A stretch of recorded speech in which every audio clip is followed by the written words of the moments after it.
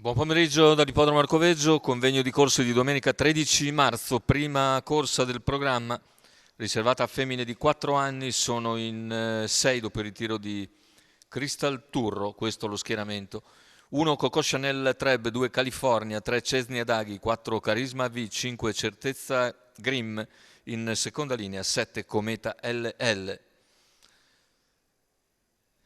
Coco Chanel Treb e Certezza Grimm, le due più appoggiate, fase di lancio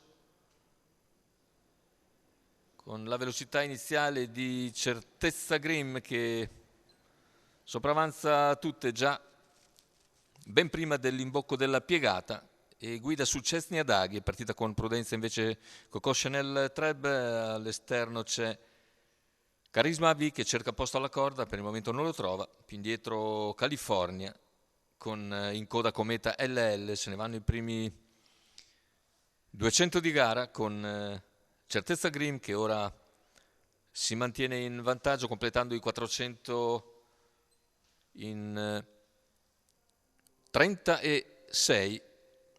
Percorsi esterni è rimasta Carisma V, chiusa la corda per il momento Coco Chanel Treb. Ora provvederà sicuramente a moderare ulteriormente l'andatura Certezza Grimm che completa i 600 metri in 47 abbondanti.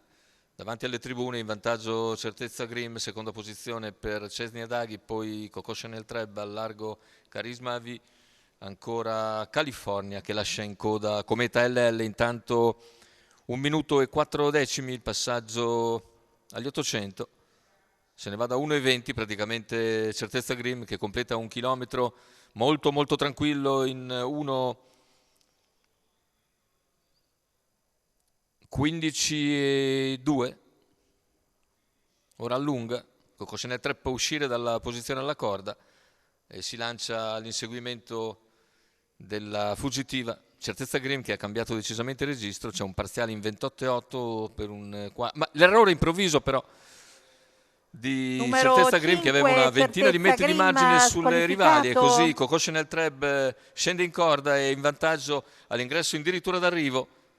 Finale con Coco Chanel Treb che si isola in avanti, la lotta è solo per il secondo posto che vede prevalere ancora dopo intero percorso scoperto all'esterno Carisma V che controlla California. Colpo di scena quindi con l'errore di Certezza Grimm quando era nettamente al comando sulla curva finale, un errore improvviso che la toglie di gara e permette così a Coco Chanel Treb di ritornare al successo dopo alcuni passi falsi. Coco Chanel Treb quindi con Cesare Ferranti in sediolo per conto di Massimo Compagno. Scuderia di Mauro Prospero, la vittoria netta per Coco Chanel Treb che aveva chiuso favorita.